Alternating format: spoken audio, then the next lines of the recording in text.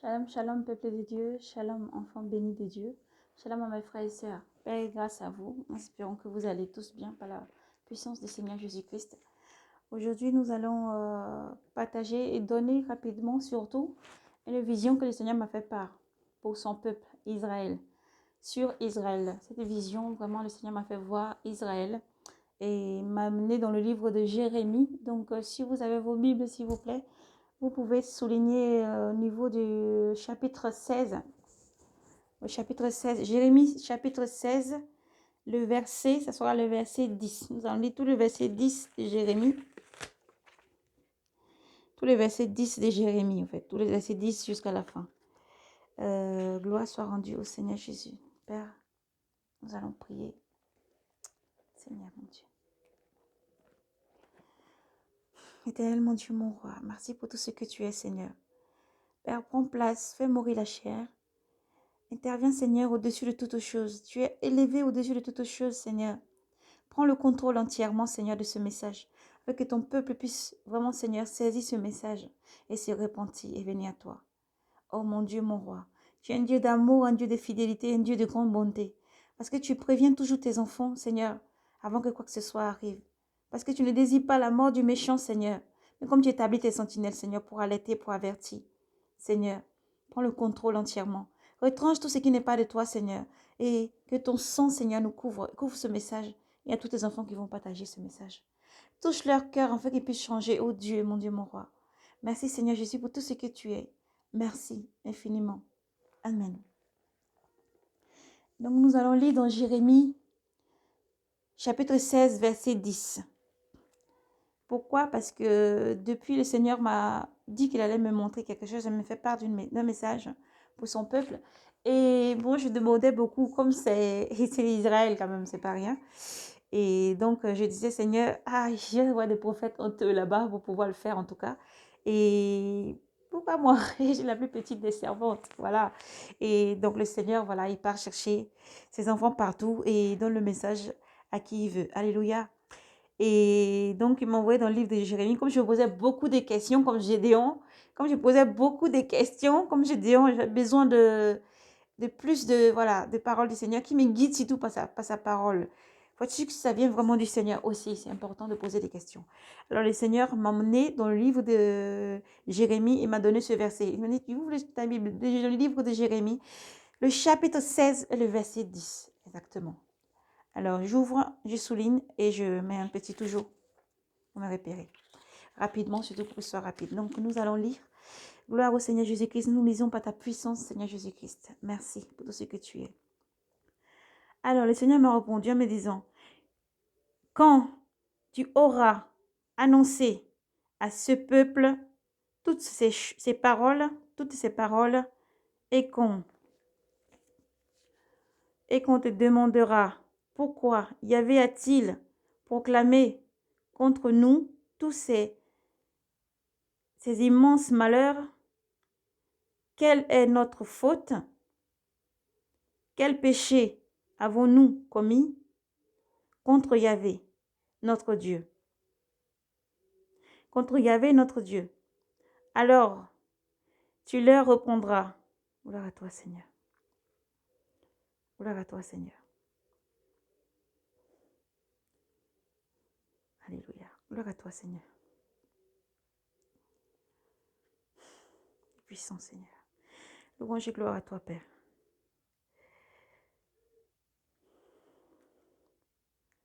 Gloire à toi, Seigneur.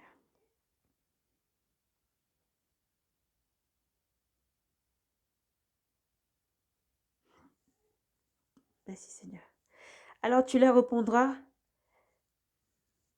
c'est que vos pères m'ont abandonné, oracle de Yahvé. Ils ont suivi d'autres dieux, leur servant et se prosternant devant eux. Et moi, ils m'ont abandonné. Ils n'ont pas gardé ma loi. Et vous avez agi plus mal que vos pères. Voici, chacun de vous se chacun de vous se conduit selon, gloire à toi Seigneur, chacun de vous se conduit selon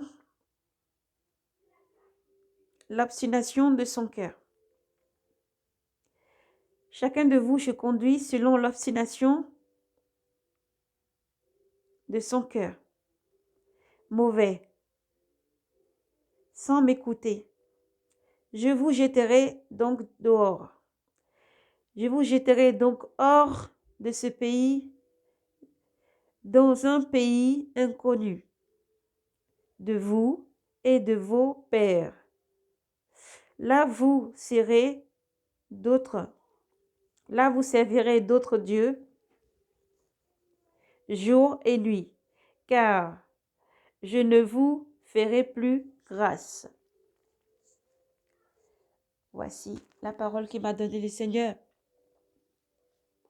Yahvé, pour ses enfants, pour Israël, pour Israël. Louange et gloire à toi, Père. Donc alors, suite à ça, cette parole que Dieu m'a donnée, il m'a emmené donc cette nuit vers le jour, il m'a transporté à l'esprit et j'ai vu comme la carte d'Israël, comme la carte du pays Israël. Et en hauteur, on pouvait voir, il me montrait tout, il me dit vois et explique, donne la vision. Merci Seigneur pour tout ce que tu es. Elle m'a transporté en esprit. En esprit, je voyais la carte d'Israël. Je voyais la carte d'Israël, je voyais tout autour d'Israël, là où il y a les frontières, partout, il y a les frontières d'Israël. Il y avait comme tout autour, Israël était encerclé de l'armée. Pas d'une armée, mais des armées, au fait. Des armées. Des armées de nombreux pays. Ils avaient encerclé Israël, au fait.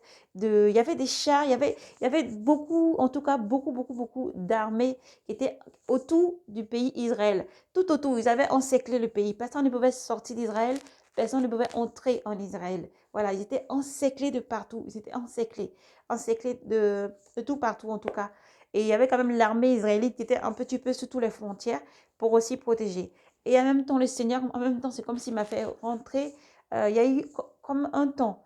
Il y a un temps où le Seigneur m'a montré Israël envahi par une armée tout autour. Et le deuxième temps, le Seigneur m'a montré dans Israël ce qui se passait. Alors, dans Israël, ce qui se passait, c'était comme s'ils avaient fini une préparation. Il y avait une commémoration de quelque chose, en tout cas, qui allait se produire. Et alors, il y avait un prêtre qui avait été désigné et tout ça. Il avait porté un truc bizarre, un vêtement, leur vêtement qu'ils portent, leur tunique. Et par-dessus, il avait accroché leur truc, plus leur chapeau de cérémonie. Et là-dessus, il y avait des trucs émeraudes et tout ça qui étaient accrochés sur sa tenue qu'il avait portée, le prêtre là. Et que c'est comme s'il s'est préparé à faire. Il y avait un grand événement, en tout cas ce jour-là, qui devait se produire. Et à l'intérieur, en même temps qu'il y avait l'armée, en tout cas dans l'autre temps, après tout autour d'Israël. Et après, le Seigneur me fait vivre, comme s'il y avait un homme, en tout cas tout blanc. La personne était tout blanc, les cheveux noirs. Il avait l'air de ressembler à un jeune homme, c'est un jeune homme en tout cas. Et il était comme sacré roi. Il avait été comme sacré roi. Et il avait porté une petite couronne sur la tête, tout en or, tout autour. Il n'y avait pas de diadème dessus. Il n'y avait même pas une pièce ou quoi que ce soit, une pierre en tout cas précieuse, quoi que ce soit dessus. C'était vraiment une petite couronne qu'il avait mis sur la tête directement. C'est comme s'il y avait un vêtement, un grand vêtement d'un tissu, on dirait un peu rouge. Voilà, en tout cas, on dirait un peu rouge. Et comme une cape en fait qui était posée dessus, l'épaule, juste qui pouvait se poser juste comme ça, par-dessus l'épaule. Voyez. Et il se dirigeait vers là où ils allaient faire une cérémonie. Mais le prêtre, lui, en tout cas, que le Seigneur m'a fait voir, ce prêtre-là, ce jour-là, c'était comme si l'Esprit de Dieu était descendu sur lui. Il avait commencé à prophétiser en disant que il ne faut pas faire le sacrifice qu'ils font d'habitude. Et c'est comme s'il y avait une cheminée. Il se dirigeait vers là-bas pour peut-être faire un sacrifice, en tout cas. La personne qui était comme roi, en tout cas sacré, et marchait avec ce prêtre-là pour comme faire une offrande. Et ces jours-là, gloire au Seigneur, ces jours-là, alors le Seigneur avait fait descendre son esprit sur ce prêtre il avait commencé à prophétiser. Et il disait que non, le Seigneur n'agrée pas les sacrifices qu'ils vont faire. Mais une nation, il faut qu'ils prient, il faut qu'ils gênent, il faut qu'ils s'humilient devant le Seigneur. Il faut qu'ils prient, il faut qu'ils gênent, il faut qu'ils s'humilient devant le Seigneur. C'est ça que le Seigneur agrée vraiment. Et c'est ça qui permettra donc que le Seigneur les délivre de leurs ennemis qui étaient autour d'Israël, en tout cas, tout autour d'Israël. Et en tout cas, la personne qui portait la couronne, en tout cas, qui avait l'air de ressembler fortement à un roi, il disait plutôt que non. Ils ont une armée forte, ils vont se battre, ils vont combattre et ils vont gagner. Et c'est comme s'il y avait un grand feu. Ils n'avaient pas allumé le feu. Je tiens à préciser, dans la vision, ils n'avaient pas allumé le feu. Et c'est comme s'il y avait un grand feu qui sortait de cet endroit bizarre, comme un contour de cheminée, au fait. Et il y avait un grand feu qui montait. Mais le feu, il s'allumait d'un coup, le feu, et il montait. Alors, quand on allume le feu, on sait que le feu, la flamme du feu lui-même part jusqu'à un certain niveau. Après, c'est peut-être la vapeur qui peut se lever plus. Mais ce feu-ci était allumé, mais d'une grande intensité. Il montait jusqu'au ciel, sans s'arrêter. On ne pouvait pas voir la fin, en fait, de ce feu-là. Ça allait jusqu'au ciel. Le feu, il allait vraiment jusqu'au ciel. Amen. Le feu, il allait vraiment jusqu'au ciel. Ce feu-là, il allait jusqu'au ciel. Et donc, l'Éternel avait commencé à parler. Il dit, voici, mon peuple m'a abandonné. Voici, mon peuple, et croit que se suffit lui-même. Voici, mon peuple, il pense qu'il peut, lui, de ces âmes qu'il y a sur terre, de ce qu'ils ont sur terre, acquéris sur terre, suffit. Qu'ils m'ont oublié, ils m'ont tourné le dos, ils m'ont oublié, mon peuple m'a oublié, mon peuple m'a abandonné. Voilà. Et je suis sortie de cette vision-là. Et je suis sortie immédiatement donc de cette vision-là. Et le Seigneur m'a dit qu'il faut que je fasse part de cette vision. Je le fais même aujourd'hui. Lors que le Seigneur m'a fait part de cette vision, je le donne aujourd'hui. Merci Père qui restaure ma paix. Je n'avais pas la paix parce que j'avais d'autres choses à faire. J'ai tout reporté et j'ai fait 2-3 trucs quand même. Mais l'essentiel, voilà, le plus important, c'était vraiment de libérer cette vision-là immédiatement dans l'urgence dans laquelle c'est. Voilà. Le Seigneur qui voit tout, qui sonde les reins, qui voit partout.